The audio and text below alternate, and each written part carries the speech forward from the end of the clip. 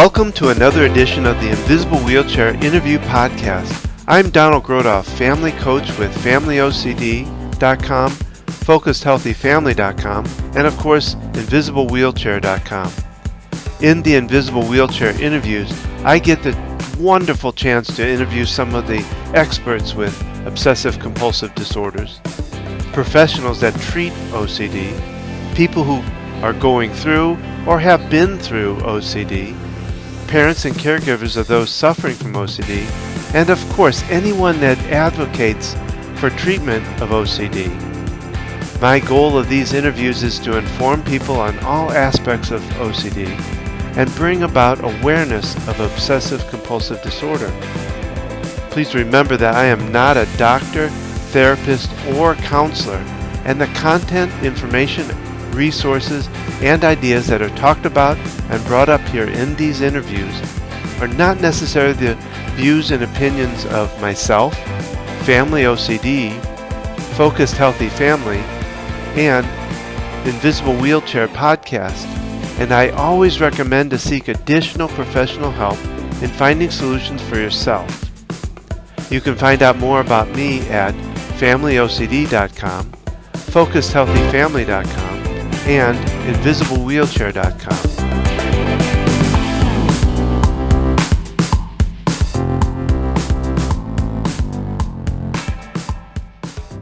This podcast interview was recorded September 11, 2017. Today I have one of the greatest opportunities and privileges of my life to be able to interview one of my greatest teachers in my life, my daughter. My daughter is the one that I talk about all the time. She's the one that this podcast was built for. She's the whole reason that I am doing what I'm doing today because of her. And I admire her tremendously for her strength, courage, and persistence. Not just for the fact that through that strength, that courage, and persistence, that she was able to get through the hell that she went through with OCD, but for the fact that even now, after the fact, she has the strength and courage and persistence to talk about it, to get out there and let her voice be heard, and also to allow me to tell the story, to go out and become an advocate for OCD. To me, just says great numbers about her, because she has taught me some of the greatest lessons I think I'll ever have learned through what she has done. And I admire her so much for that. And I want to say I'm proud of who she is and who she has become, because she has become quite the young lady, quite the woman. And I am so proud that today I'm able to let her tell it in her own words as to what it was like, what she went through. And I am so happy that she allows me to be the advocate to get it out there, because she, I think, is also aligned with me as far as wanting to get it out there and let people know and help others who are going through it. So I'm so happy that I have my daughter Abby here today to talk. So let's get to that interview.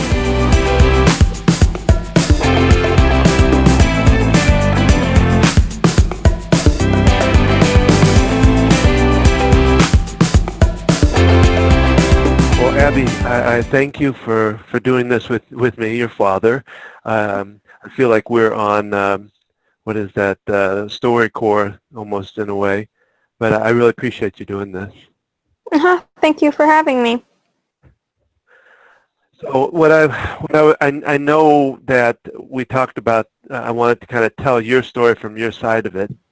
And I know that you said it's kind of spotty because you were pretty young then, and it took a lot out of you. I can remember that very well with the OCD.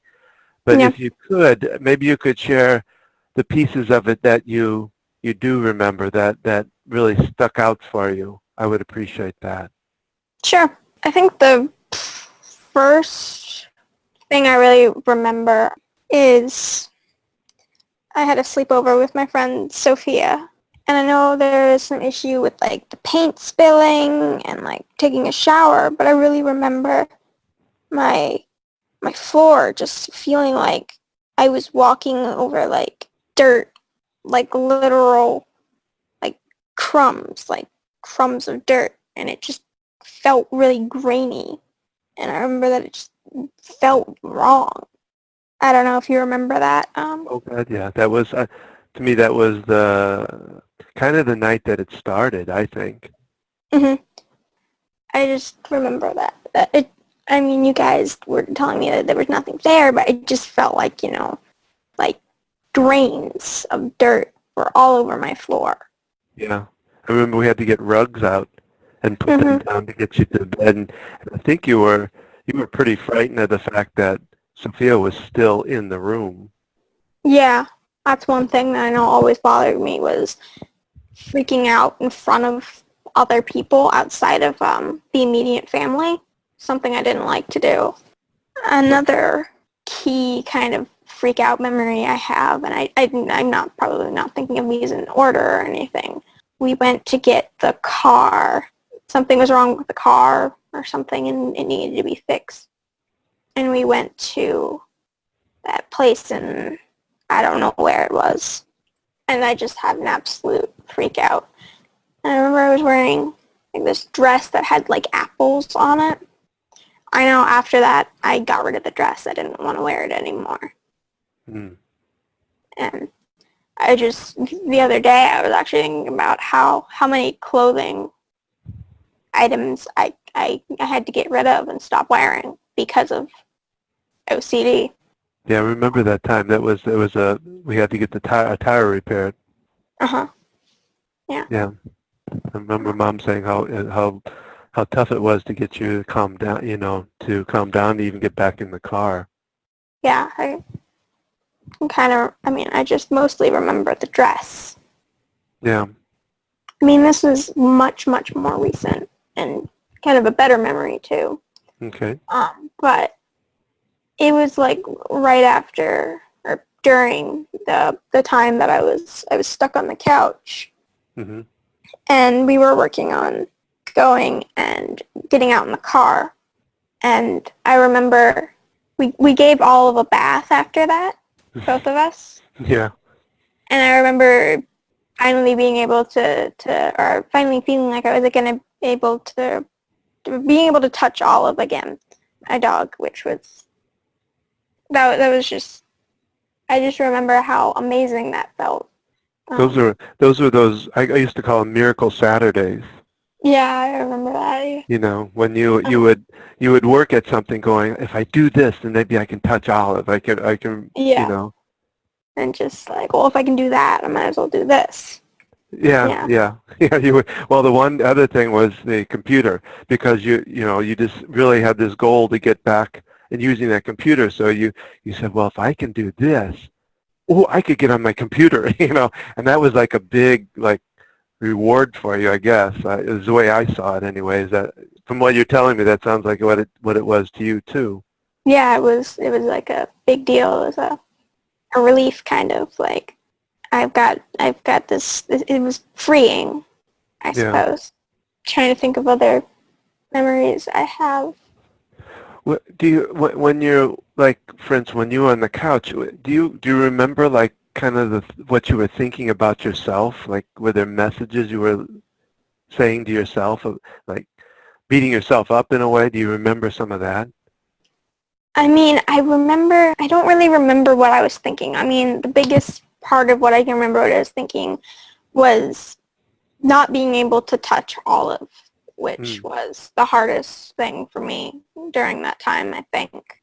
I can remember having her lie on the one end of the couch and eating like corn chips or corn flakes or whatever, and like tossing them at her for her to eat Yeah.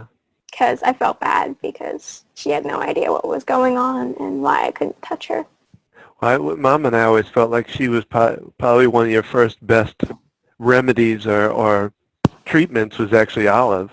Yeah, definitely. I mean, thinking back, I don't know where I would be without her.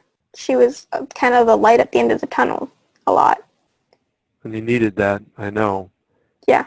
You always described it as all the messages just went crazy up in your head if it was quiet, especially. Is that Oh, was yeah. yeah.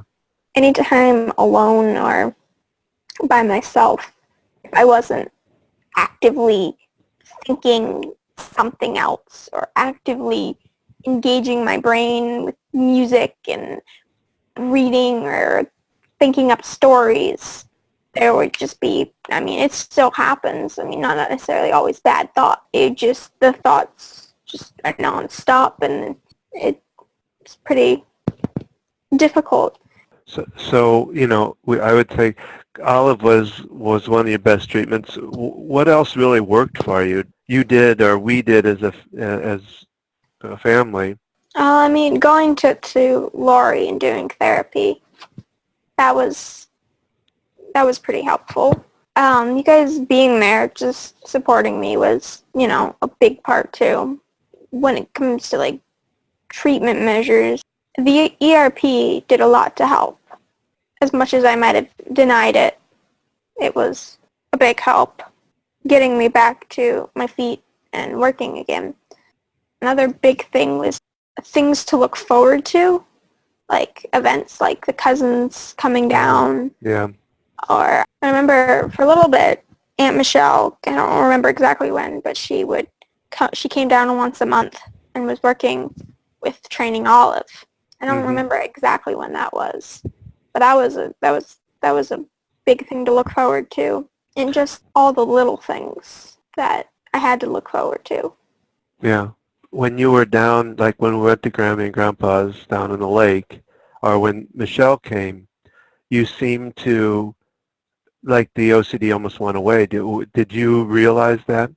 I mean, yeah, I definitely can see that. I mean, while I'm thinking of it, I can remember times when I really struggled even during these times. But I think once again another part of me is when I'm around people outside of our immediate family. So you, Mom, Jason, and Harrison, I wanted to act like I didn't have I didn't have OCD. I wanted to act normal. hmm I guess. I didn't want to be weird. That was a determination. No, I was just going to say, I mean, that feeling that you were weird, or, that feeling that you were weird because of, I mean, was that prominent? Was that pretty strong as going through OCD? Did you always feel like you were a weird or strange? Yeah, I would say so. I mean, I don't know like the exact words, but I'd say weird fits it. I didn't want to make a scene, I think, hmm in front of people outside of our immediate family. And I don't know if that's how I've always been, because it kind of feels like that is, but honestly, it could be something. I mean, even outside of OCD, I know when I get injured, I try to act like I'm okay, depending on how bad it is, outside of the immediate family. I know I used to do that, but I don't really know when exactly, if it was the chicken or the egg that Yeah. first, if you know what I mean. If you what things did we do, or you do that really didn't work? Like if you were going to tell another family, look, here's things you do and here's things you don't do, what would you say are the things you don't want to do? I mean, I'd say overwork, over push. Take victory in the small things. Don't ignore the small things that happen. Well, yeah, I mean, I don't know if you remember, kind of it's right before you end up on the couch, what kind of pushed you over. Do you remember that? The library book thing. Yeah, we stepped too far. We were doing the ERP, but Mhm. we were making it was just like boom, boom, boom, and things were happening. Uh huh. And I remember I was texting Lori, and she said, well, if she's in that place, you might want to try it. And you even touched it, but Mhm. and they were fine. You were like all happy that evening, but the next day it was like, whoa, and that's when it went backwards. Do you? Mhm. So you do Yeah. remember that? Kind of. I mean, it's kind of like it's not my memory. It's kind of like I'm remembering something that happened like on TV when I remember it. I don't Uh, remember. I mean, I remember it happening, but I can't remember the feelings or the exact words. I can just kind of picture it. I think it's a hard line to find, a very thin line of what's overstepping and what not, and what's, the proper push or whatever. yeah, what's overstepping versus marching forward. That Uh, makes sense. no, that's a neat way to put it. Anything else that sticks out for you as far as what you went through? Oh, I remember, this is like very vague memory and it's hard to put into words, but I remember it was around Harrison's birthday and we were going out to see one of the latest Harry Potter movies. It was either it's seventh part one or part two. I really wanted to go, but my OCD got really bad, and you guys had to go without me. Mom stayed back with me, I think. Hmm. Pretty sure this was all on the same day. Yeah, I think I remember that. Because I remember we had to call the ambulance. And I can't remember who stayed back with me. Because I feel like it was, because I remember I was taking my supplements in the bathroom. And I feel like it was Mom who gave me my supplements. And I can't remember if this is all one memory or if it's just been squashed together. I was going to say I don't remember the ambulance that day. What I remember, ambulances were at night. I think we ended up doing it twice. No, there was just one time during the day. Oh, was there? Okay. It's because I felt like I was choking. Oh, but it wasn't out of panic. No, Okay. it wasn't, we didn't call the ambulance out of OCD necessarily. We Oh, called okay. the ambulance because I felt like I was choking That's because on my yeah. supplements. Do you remember the ambulance when we did call the ambulance? I don't know if you remember that. Not really. Okay. Yeah, you were. But, It was pretty bad. I mean, you were really out of it. I mean, I have like one vague memory in the living room, Hmm.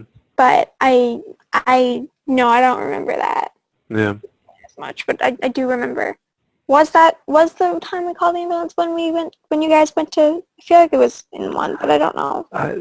As far as what during the day for the choking, Yeah.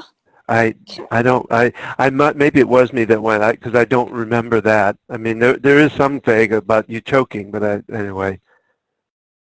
I think it Um, was me and Mom. We called, and that's when, yeah. so just kind of curious as to how do you feel like you because I mean OCD didn't necessarily isn't gone, is it? No. You wouldn't consider it like how would you describe now then? The easiest way to describe it as is functional, Okay. where it's not gone, and I don't think it'll ever be gone. It's not something that will just go away. It's kind of like losing a limb or something. Okay. I know that's a weird comparison, but I, but I mean, when you can get like a plastic or whatever arm if you lose your arm, can't you? Or mhm. like a, Prosthetic. yeah, you can get a prosthetic arm, but you're never gonna get like your flesh and bone. I mean, some people Yeah. might. You're not gonna get that back necessarily, but you're functional. Or, Yeah. again, I guess. Kind of able to manage it. Is that Yeah, another way you would? yeah, That's what I tell people is that something that becomes it becomes manageable. yeah, yeah. That's kind of what I meant by functional. It's there. The thoughts and compulsions still occasionally happen, but it's not anything that I can't live with. I don't know. It's not something that people who don't have OCD would think is, how you live life. You don't. It's to a point where I'm still doing things, I guess. I don't know. I mean, what would you say are your kind of like tools now that you use when you maybe have a flare-up of some sort? I don't know. Distraction is one. I don't know. I mean, I think your dogs still are too, aren't they? Oh yeah, definitely. I think one thing is that my flare-ups, I'm still in control, if that makes any sense, Mm-hmm. where it doesn't become a scene. It's Yeah. something that is completely internalized. Any other last thoughts? Like any other thoughts you'd tell somebody else that was going through it?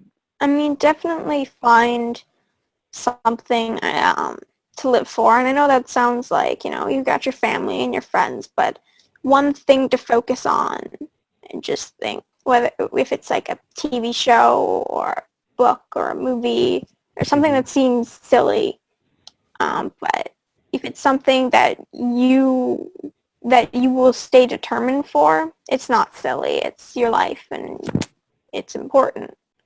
And I mean, if you like animals, and you can get yourself an animal because they're dependent on you and they're not judgmental and they love you no matter what.